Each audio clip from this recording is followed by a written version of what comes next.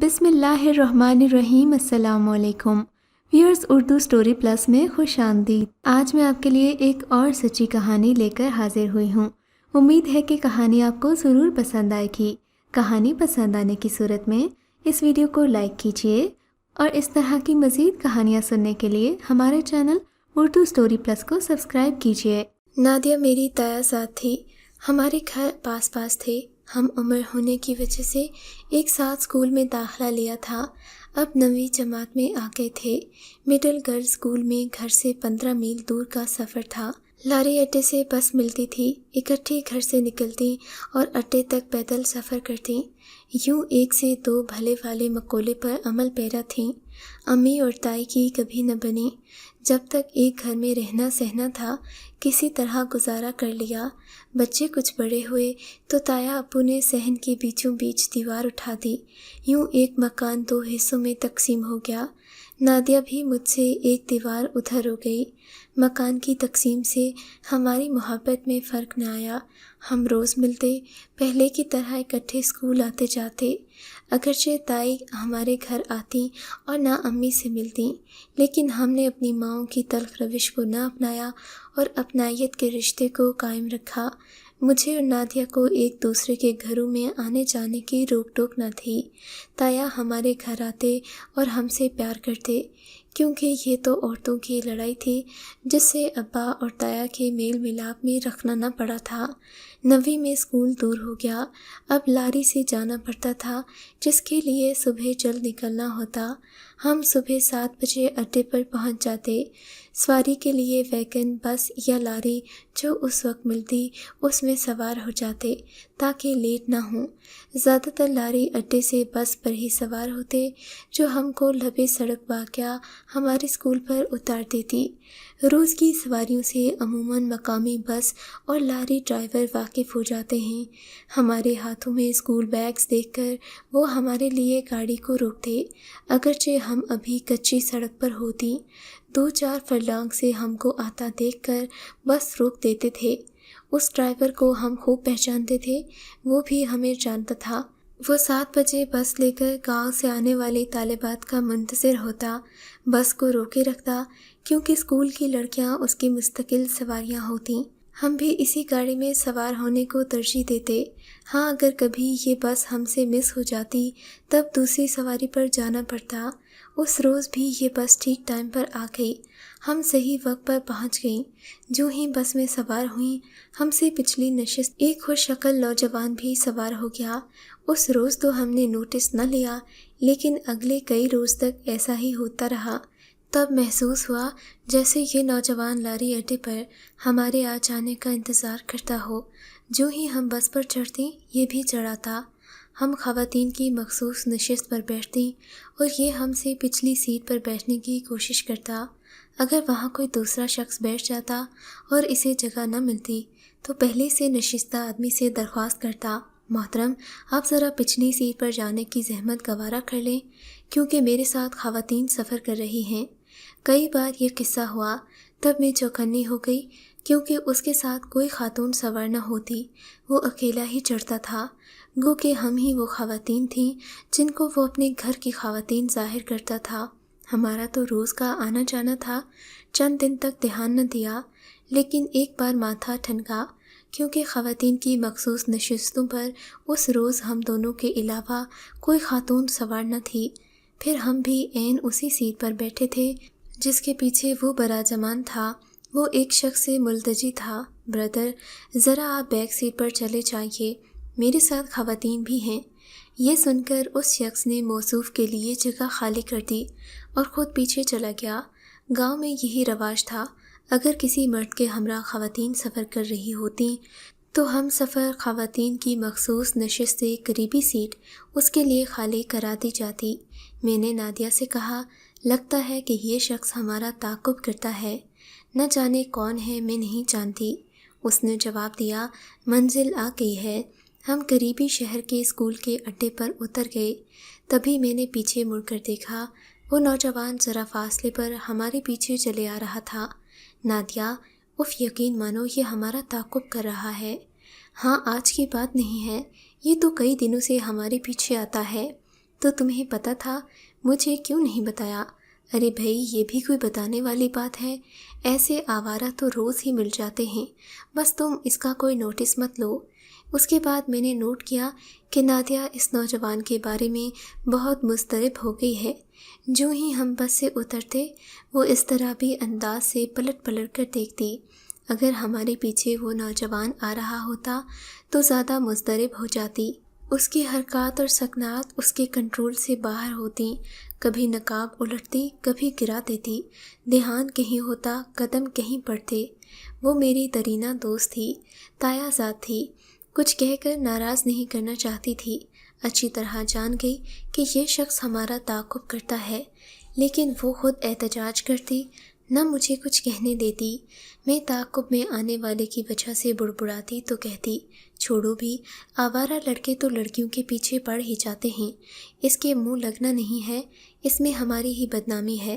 ہمارا تو روز کا آنا جانا ہے، جب گھاس نہیں ڈالیں گے تو آپ ہی پیچھا چھوڑ دے گا۔ نادیہ کی خاطر میں چپ رہی اور اس کی آوارگی کو نظر انداز کر دیا۔ سوچا یہ ٹھیک کہتی ہے، لفٹ نہیں کرائیں گے تو مایوس ہو جائے گا۔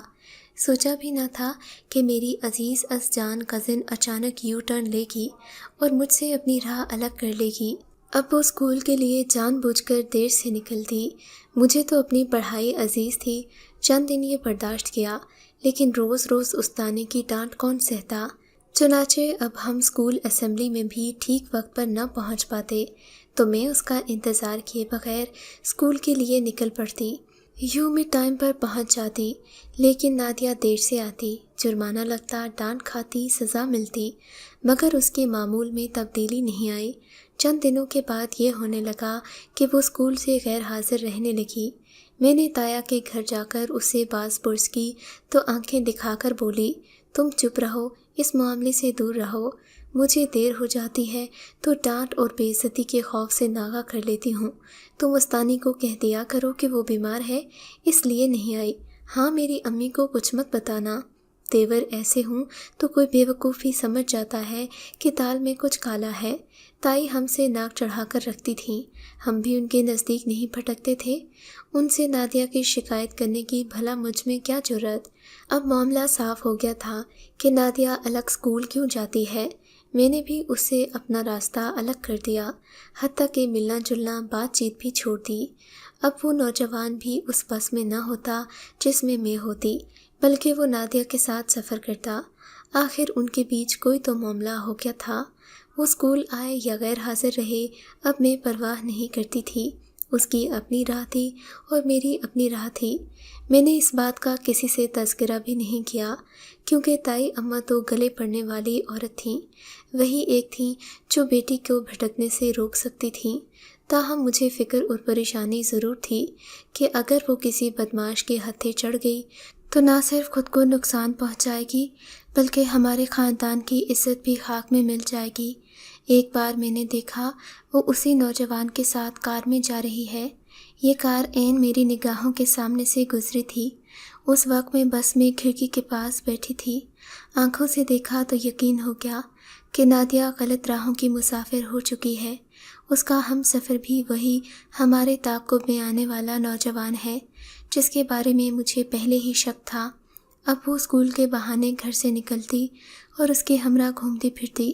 وہ ہم سب کی آنکھوں میں دھول جھونک رہی تھی، خاندان کی عزت مٹی میں ملا رہی تھی۔ آخر اس کا کوئی تو انجام ہونا ہی تھا۔ ایک روز تایا ابو نے خود اسے کسی غیر کے ساتھ گاڑی میں جاتے دیکھ لیا۔ وہ شہر سے لوٹے تو کافی اپسٹ تھے۔ انہوں نے نادیہ کی خوب خبر لی اور اس کا اسکول جانا بند کر دیا۔ اس کے ساتھ ہی اس کے رشتے کے لیے تگ و دو ہونے لگی۔ تب انکشاف ہوا کہ نادیہ کی طبیعت بہت خراب ہے۔ تائی لیڈی ڈاکٹر کے پاس لے گئیں، جس نے بتا دیا کہ تمہاری بچی امید سے ہے۔ تائی پر قیامت ڈھہ گئی۔ اب تایا کو بتائے بغیر چارہ نہیں تھا۔ ان کے بھی اوسان خطا ہو گئے۔ انہوں نے نادیہ پر سختی کی تو اس نے اس نوجوان کا نام بتا دیا۔ وہ اسی گاؤں کے ایک ٹرک کے ڈرائیور کا بیٹا تھا۔ ہم معزز خاندان کے شریف لوگ تھے۔ تایا کی سارے علاقے میں عزت تھی۔ یہ رشتہ جوڑ کا نہ تھا، لیکن اب مجبوری تھی کہ تایا کی عزت ایک ڈرائیور کے بیٹے کے ہاتھ میں تھی۔ معاملہ سنجیدہ تھا، والد صاحب سے مشورہ کیا۔ ابو نے اپنے بڑے بھائی کو یہی مشورہ دیا کہ عزت بچانی ہے تو اسی لڑکے سے بیاہ دو، بے شک بعد میں ہمیشہ کے لیے ناطہ ختم کر دینا۔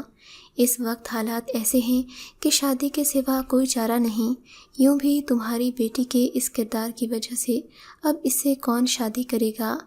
تایا نے آصف کا پتہ کرایا۔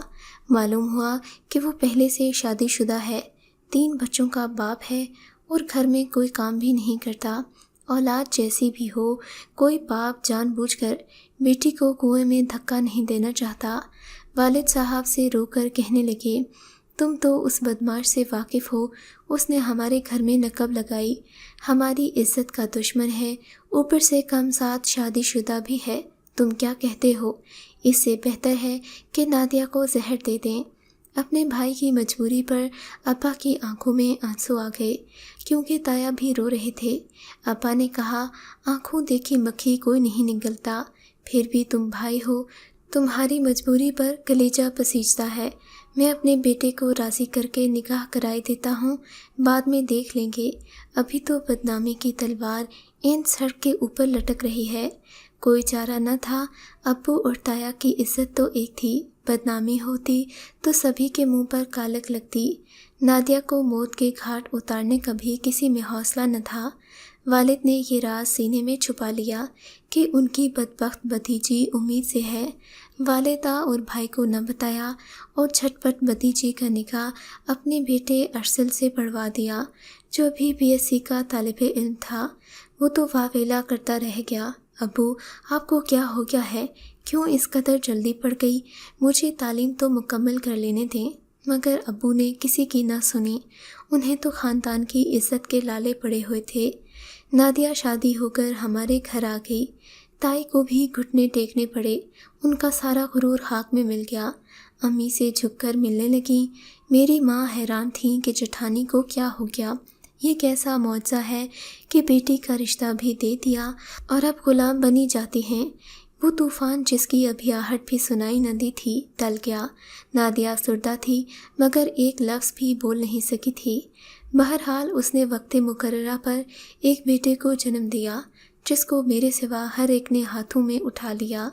میرے سارے گھر والے اس پر فریفتہ تھے۔ میری ماں خوش تھی کہ اللہ نے پوتے سے نواز دیا۔ بھائی ارسل تو بیٹے پر نہال تھے، میری بہنیں واری صدقے ہوتی تھیں، مگر جو ہی بچے پر نظر پڑی میں خدا کی قدرت پر لرز گئی۔ وہ ہو بہو آوارہ آصف کی تصویر تھا۔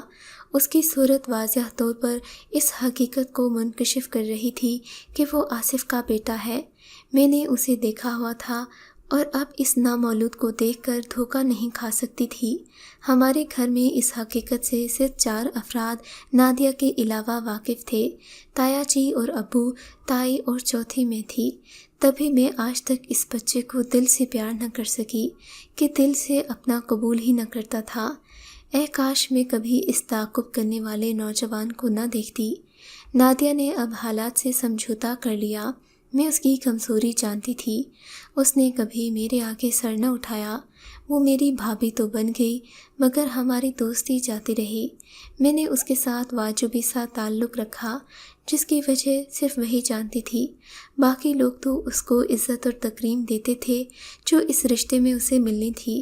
امی کہتی تھیں، تم کیوں نادیہ سے لیے دیے رہتی ہو؟ کیا روایتی نند کا کردار ادا کر رہی ہو؟ میں جواب دیتی، ہاں نند بھی تو بن گئی ہوں، پھر نند والا سلوک کیوں نہ کروں۔ نادیہ نے 4 اور بچوں کو بھی جنم دیا جو سبھی مجھے پیارے لگتے ہیں۔ ان کو دل سے لگاتی ہوں تو ٹھنڈک محسوس کرتی ہوں، مگر اس کے پہلے بیٹے کو دیکھ کر آنکھیں ٹھنڈی نہیں ہوتیں، دل میں چبھن ہونے لگتی ہے۔ سوچتی ہوں اگر یہ میرے بھائی کی اولاد نہیں ہے تو ان کے ساتھ کتنا بڑا دھوکہ ہوا، کتنی بڑی زیادتی ہے کہ وہ اس بچے کو اپنی اولاد سمجھ کر پال رہے ہیں۔ یہی سوچ دل کو کچوکے لگاتی ہے۔ کبھی کبھی تو مجھے نادیہ سے نفرت ہونے لگتی ہے، مگر کیا کروں، اب وہ میری بھابھی ہے۔ اگر آپ کو یہ کہانی اچھی لگی ہے تو ہماری ویڈیو کو لائک کیجیے اور اس طرح کی مزید کہانیاں سننے کے لیے ہمارے چینل کو ضرور سبسکرائب کریں۔